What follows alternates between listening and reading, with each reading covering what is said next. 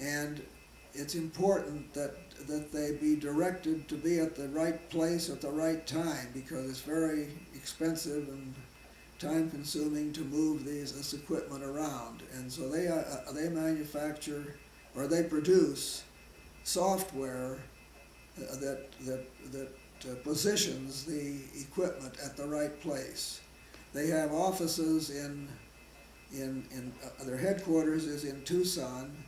They have offices, other major offices are in Johannesburg, in Recife, Brazil, in Sydney, Australia. Sydney, Australia, Santiago, Chile, and they have and in Vancouver, British Columbia. They have other offices in Indonesia and I don't know, some more places. And Joe, our son, his title is Global Manager of Human Resources, and he's responsible for the human resources management in all of these places. So he has traveled to all of them. He hasn't been to Indonesia, and I think that's about the only place he hasn't been. He's been to Australia and Brazil and Chile and Vancouver And they've really been cultural shocks. Yes. And especially, I think, Johannesburg. But he has an assistant who loves to travel. Joe doesn't like to travel. He has an assistant who loves to travel, and so the assistant has been doing most of the traveling lately, and Joe hasn't had to travel as much as he did before. But he loves what he's doing, and apparently the people there at the company think he's doing a good job, and he's progressed very well at the company. Our oldest son, Bob, came and joined me in the advertising agency in Omaha, and as I've said before, he was with me for several years, and then we moved out here to Tucson, and Bob took over the agency, and I commuted because as far as my clients were concerned, I was still in Omaha. They knew I was in Tucson, but I saw them as often as I ever had, because I saw them once a month, and I came back to Omaha, and I was there long enough to meet with them and take care of whatever business there was. And then Bob took care of all the production and then the follow-up. And he also was acting as an account executive and handling a lot of the clients. And as time went on, he handled more and more and more, and I kept moving more and more into the background. So gradually, I just disappeared, and Bob was running the agency, and he ran the agency for 20 years and was very successful.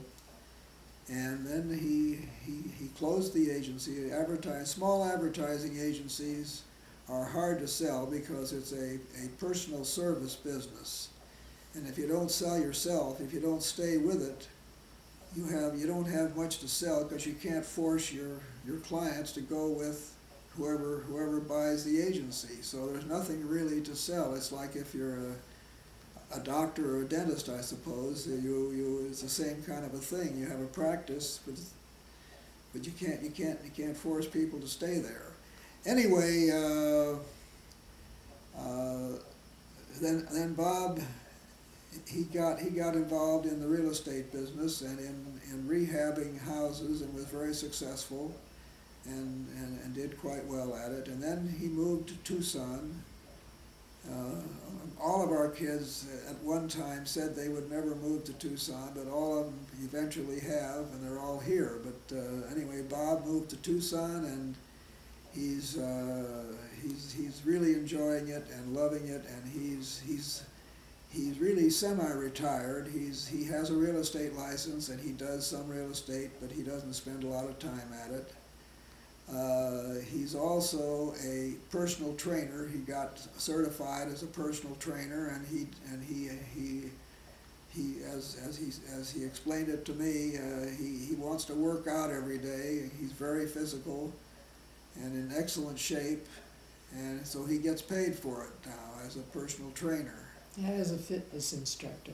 Yeah, and as a fitness instructor, he instructs. He has classes in water aerobics, and and he teaches spinning, which is something that the young people know about, and people my age don't know about unless they have a son that's involved in it, or a child that's involved in it probably. And so anyway, that's the story of Bob, and he's very happy here, and he now lives just about 3 minutes from us here, and that's really great. We see him a lot. We see all our kids a lot. Sally is teaching English at Saguaro High School. She's been a teacher for 31 years, and she loves it, and her students love her, and she's just having she's really enjoying it. And then I've talked about Joe. So then we have Bob's daughter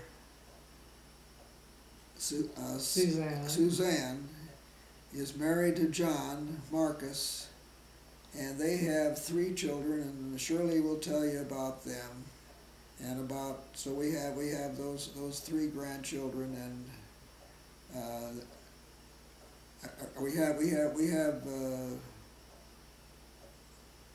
Bob is a grandfather, and then we have three great grandchildren, and Shirley will tell you about them.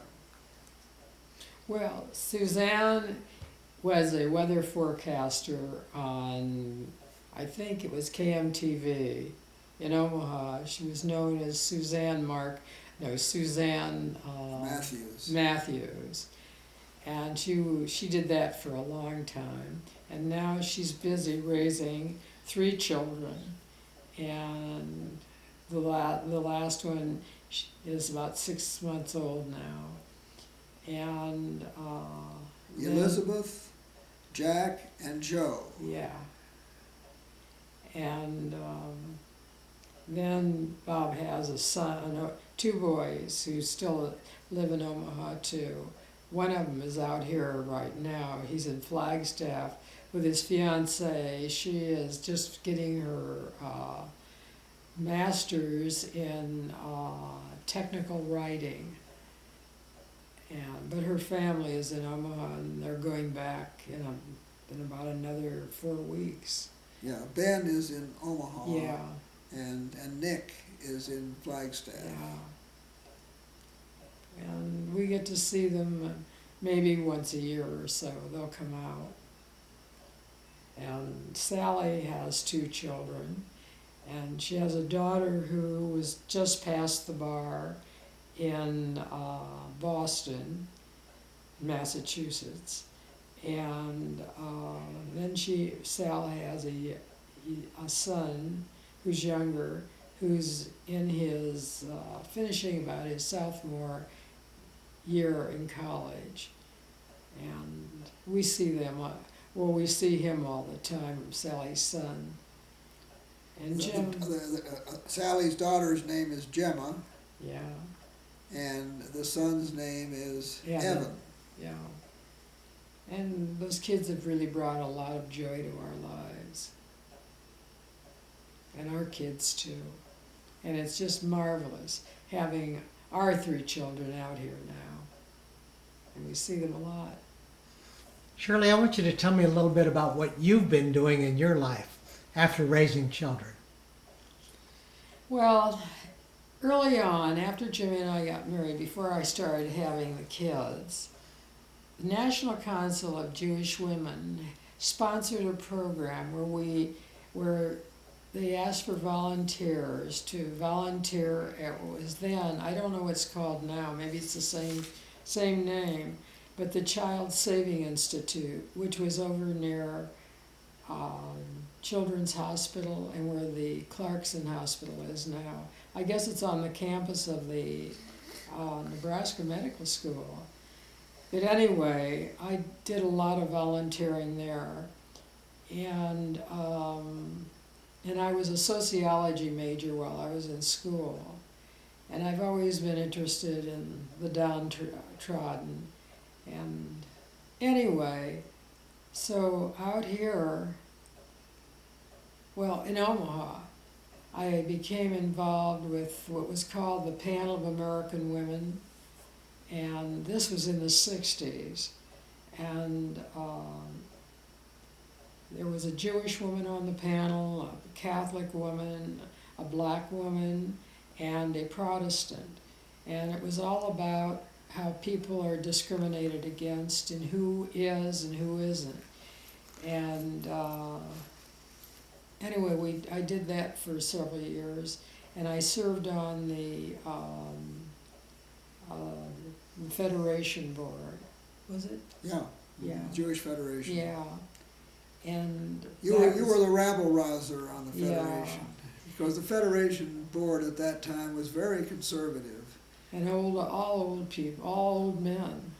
I was the only woman on it then. And then during the 60s too, I went south. I was down in Jackson, Mississippi with a group of women from Philadelphia, Pennsylvania.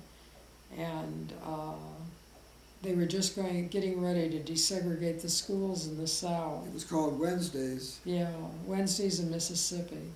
In fact, it was just recognized or got some sort of a recognition at the White House this past year because it was 40 years ago that we did that. And She went down there just very shortly after the two young men were three. killed Murdered, down yeah. there. The volunteers. I forget their names. I shouldn't. Well, two of them were Jewish. Yeah. But anyway, I've always tried to do the right thing and set an example for our kids. I want to hear from both of you a little bit about your life here in Tucson. Well, we've had a charmed life here in Tucson, and we just love it. When we came here in 1975, we were young. See, I was 54, and Shirley was 48. So we were still young, and we were ready to get away from the rat race that I was in. I had been in for 30 years, but and I wasn't feeling too well at the time. But I still wanted to do things, and of course Shirley was still feeling very, very active, and she wanted to do things. So I didn't really retire. I shifted gears. We came out here to ride horses. Both of us loved to ride, and we had been coming here to vacation in the winter for 15 years prior to 1975. We started in 1960. In 1960, I had just completed I handled a lot of political campaigns. I was what they now call a consultant. They hadn't invented that term yet for political campaigns, but I was what's now called a consultant, and I got paid a lot less than they do now. But because in the campaigns then, they didn't spend the kind of money they do now. And I had just handled the campaign for Carl Curtis for the Senate in 1960, and I recall the total budget was $200,000, which is amazing when now they spend 10, 15, 20 million for the same motions. Anyway, we came out here to vacation, and then we came out every year thereafter for a week or 10 days, and we came to the Tanque Verde Ranch and the predecessor ranch for a couple of years before that. And we rode horses. Well, in the 15th year we were here, we met a couple, and this woman was telling us about some land they just bought here, and they said, you gotta buy something here, you gotta. So she said, let me have my real estate agent get in touch with you. So I said, well, okay, we're not ready to retire, but okay. So the real estate agent got in touch with us. He took us to a place, to a house, showed us a house, and we fell in love with it. It was a little ranch, 5 acres. They call it a ranch here. And it had a house and it had a studio where there'd been an artist who lived there, and he'd made this building into a studio. And it also had a big, it was 5 acres. So we looked at some more places, came back, looked at that, went back to Omaha, I made an offer on it, and we dickered for a while, and we finally bought it. And then we figured that we would use it as a vacation house. Well, within 6 months we were living here. In October we moved some of our furniture out. We kept our house in Omaha, and we moved into the house here. And then we went back to Omaha frequently. And then eventually Bob took our house in Omaha, which was on 88th Street. And so we were here full time with one house. And we added a swimming pool to our place, and we fenced in our corral, and we had 2 horses, and we started adopting dogs and buying dogs, and we had 10 to 12 dogs, and we had two riding horses, and we lived adjacent to the Saguaro National Monument, which is now the Saguaro National Park East. It's near the east end of Broadway. And it was an idyllic existence. We rode horseback every day in the monument, which is now the park. So in effect, we had a 60,000 acre backyard. And it was just wonderful. We'd go out in the morning, Shirley would fix a couple of sandwiches, we'd go out and we'd find a nice place, and we'd stop and we'd sit by a burbling brook or something, and we're in a scenic place, and we'd eat our lunch and get back on our horses and ride, and it was just wonderful. We did that for 12 and a half years, and then we decided that it was time to shift gears again and move back into the city. So we came out here, which we're not really in the city now, but we're in the county, but it's like the city. We should be in the city. And we found this lot and built this house that we're in now. In the meantime, I wasn't really financially able to retire at that time. I had made some money in the advertising business, but I wasn't able to retire in the style that I would like to be. So I went to work, and I started to learn the real estate business here in Omaha. I had dabbled in real estate. Shirley and I both dabbled in real estate. We had bought some apartment houses, and one of them Shirley managed, and I managed the others, and also I had some commercial property. But I really didn't know what I was doing. I was fortunate, things worked out well, but I hadn't gotten deeply into it. And when we moved out here, I liquidated all of that. And so I learned the real estate business here. I didn't want to be a real estate agent or broker, but I wanted to